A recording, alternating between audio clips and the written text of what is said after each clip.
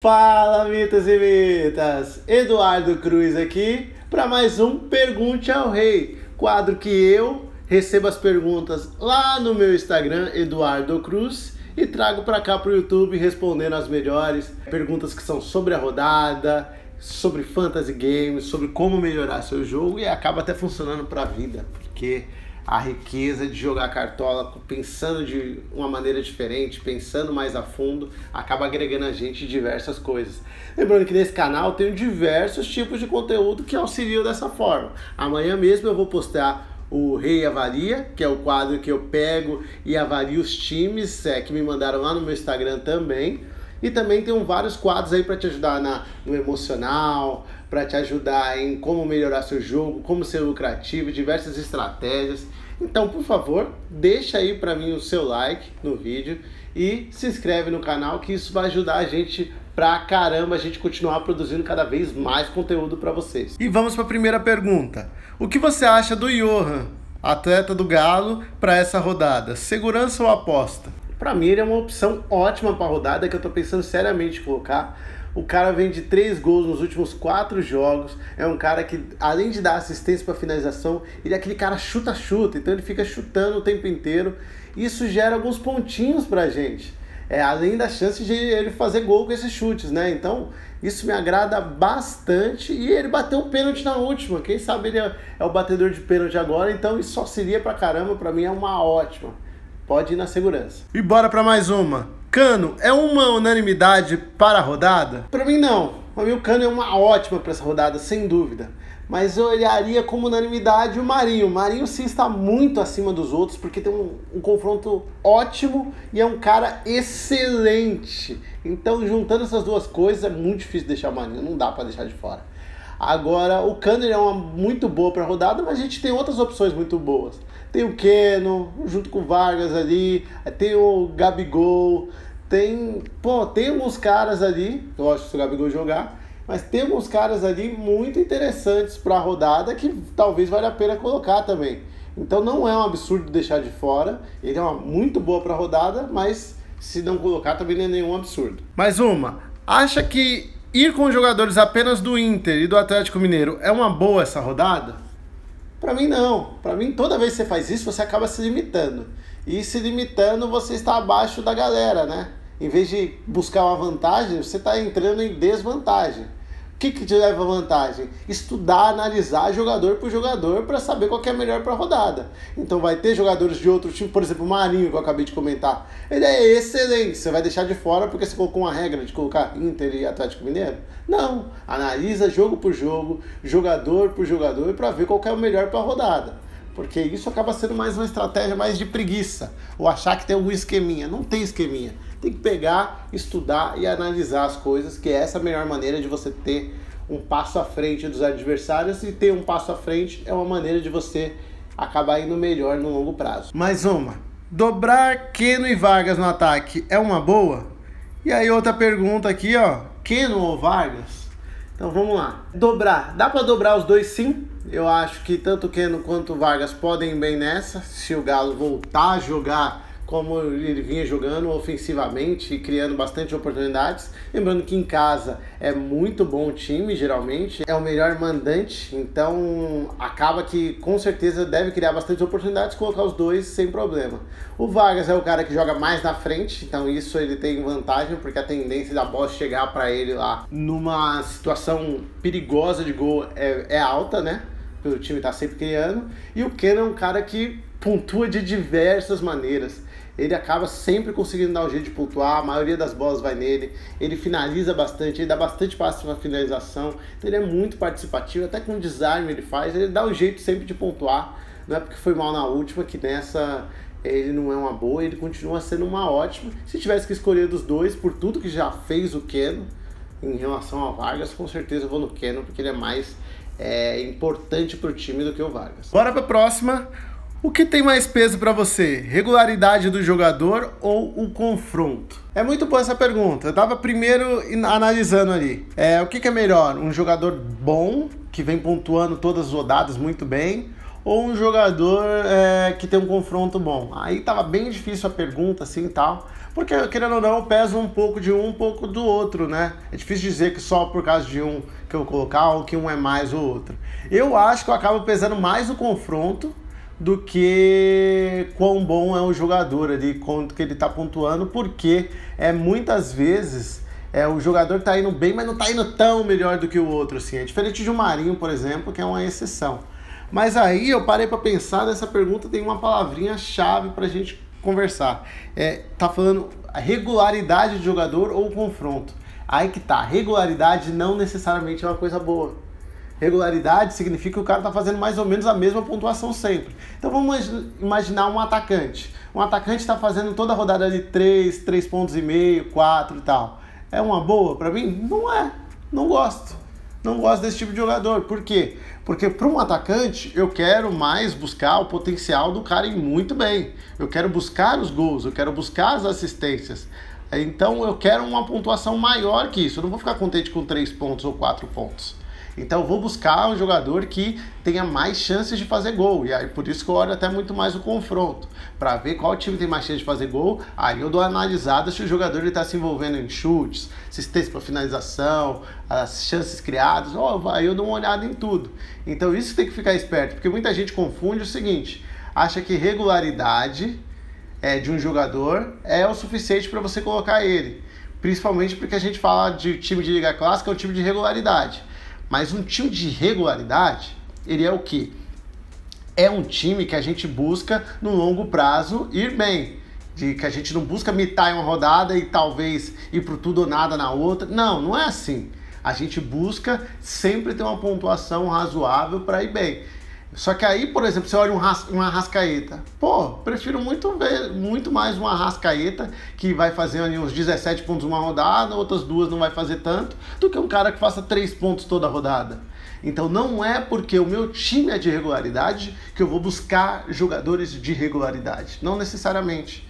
Muitas vezes vale a pena eu buscar o potencial do cara, o potencial de ele arrebentar naquela rodada, porque isso vai me valer por várias rodadas de um jogador que vai fazendo 3 pontos ali, toda rodada. Então, uma coisa é um time por regularidade, outra coisa é um jogador regularidade. Bora para mais uma. Raul é uma boa aposta para a rodada? Aí que tá, aí entra muito do que a gente conversou, né? Raul é um cara mais regular, ele vai fazer ali seus 4 pontos, talvez 5 se ele for bem.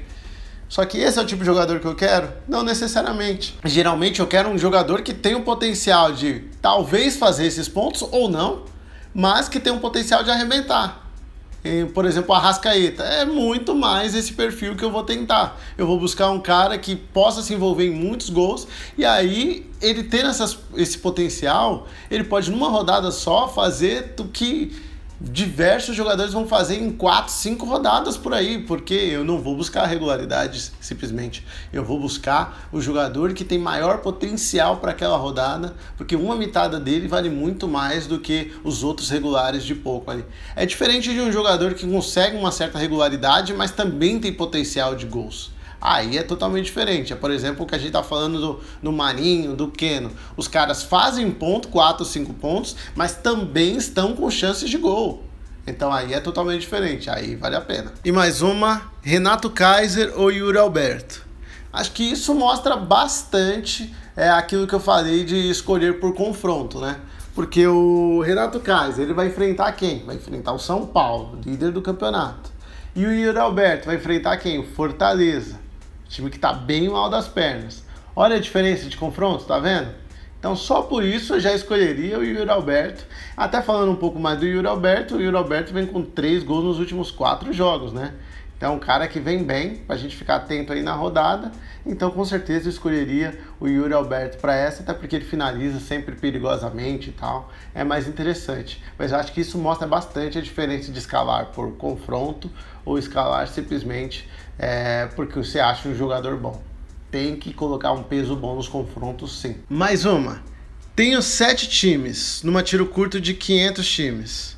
Devo usar? Com certeza. Qualquer tiro curto, que não é uma dobronada, porque dobronada eu nem considero tiro curto assim, né, pela expressão, porque é uma forma diferente de jogar. Mas qualquer outro tipo de tiro curto tem que ousar, gente. Tem que ousar. Por quê? Porque você ficar ali na 8ª, 10ª posição não te acrescenta em nada. Diferente de uma liga de regularidade, que se você ficar ali em 8º, 10º toda a rodada, provavelmente você vai ficar em primeiro. Porque é só você se mantendo bem. Agora, se você está jogando a tiro curto, só importa para você buscar o primeiro lugar. Você tem que buscar o primeiro lugar na forma de escalar. E buscando o primeiro lugar, qual a melhor forma? Ousando, sendo diferente do que a galera tá sendo. Então tem que ousar sim. Bora para mais uma. Calegari ou Arana? Essa entra bastante na parte de regularidade lá, né? O Calegari seria um cara mais regular e o Arana é aquele cara com potencial alto, né? Tá certo que para defensores eu acho que regularidade acaba sendo mais interessante, porque desarmes acabam vindo numa maior quantidade e sendo mais importantes para o cara que joga ali atrás. Porém, o Arana é aquele cara que é muito, mas muito acima da média em questão de ofensividade para um lateral, né? É um lateral que avança muito, praticamente um meia. Então, por isso, eu iria por Arana, desconsiderando as cartoletas, porque eu acho que o potencial ofensivo dele é absurdo. Então, se ele tem chance de SG e ainda com o potencial ofensivo dele, eu vou querer escalar sempre. Bora para mais uma. Diga 2 defesas para a rodada. Então vamos lá. Eu diria Internacional, porque o Inter vem de bons resultados, né? Vem conseguindo vitórias, 5 vitórias seguidas. Só sofreu 2 gols, mesmo algumas situações não sendo convincentes assim o suficiente, eu acho que vem bem. E o adversário vem muito mal ofensivamente, né? O Fortaleza tem uma vitória nos últimos 13 jogos e não marcou nos últimos 4 jogos. Então acaba que sendo bem interessante a do Internacional. E o outro eu diria o Vasco. O Vasco não que tenha a melhor das defesas, a mais confiável, mas está de técnico novo, tem melhorado e enfrenta um adversário que é o pior visitante do campeonato e tem 3 pontos nos últimos 10 jogos e em 5 dos últimos 7 jogos cedeu o SG. Então o adversário ajuda muito, eu acho que a do Vasco pode ser interessante. E mais uma, fugir do Marinho como capitão é arriscar demais? Pra mim essa rodada sim, viu? Porque o Marinho ele é muito, mas muito bom pra essa rodada. Porque ele tem tudo, além de ser o cara que pontua muito, mais de 13 pontos de média em casa, faz gol, pontua de diversas maneiras, ainda enfrenta um adversário muito, muito fraco defensivamente, que é o Botafogo. Então, com certeza, o Marinho está muito acima da média para essa rodada. E eu tenho mais times de Liga Clássica. Então, em alguns deles, eu pego e coloco um capitão diferente, geralmente. Mas, nessa rodada, para mim, é muito superior. Quando o cara é muito bom para a rodada, aí, para mim, tem que colocar tudo e acabou. E vai buscar apostar em outros lugares. Você tem que saber onde apostar, tem que olhar. Porque você tem, muitas vezes, que tirar pontos dos seus competidores, mas tem momentos que você arriscar só vai fazer você ter que tirar mais pontos depois. Por isso que eu acho muito que a gente não deveria ter essas regras, sabe? Regra atrapalha demais, regra faz você não pensar. Por exemplo, muita gente fala, quem tá atrás tem que colocar um capitão diferente do mais escalado. Para mim não, depende, tudo depende da rodada, tudo você tem que analisar. A gente é ser pensante, então a gente tem que pensar. Vai ter rodadas que realmente é bem interessante você colocar diferente do capitão mais escalado, porque você acha outros que são tão bons quanto e você precisa diferenciar. Mas tem rodada que simplesmente o capitão mais escalado é muito melhor da rodada. Fazer o quê? Você tem que pontuar, você tem que buscar pontuar. Então você vai com a galera e busca outros momentos ou outras posições para arriscar. Mais uma. Mensal, a 80 pontos do líder. Porém, na clássica, sou o líder 25 pontos na frente. Vamos lá. Eu vou falar como eu ajo. Eu faço o seguinte, se eu tô jogando, eu tenho um time de liga clássica, eu vou jogar buscando a pontuação para minha liga clássica.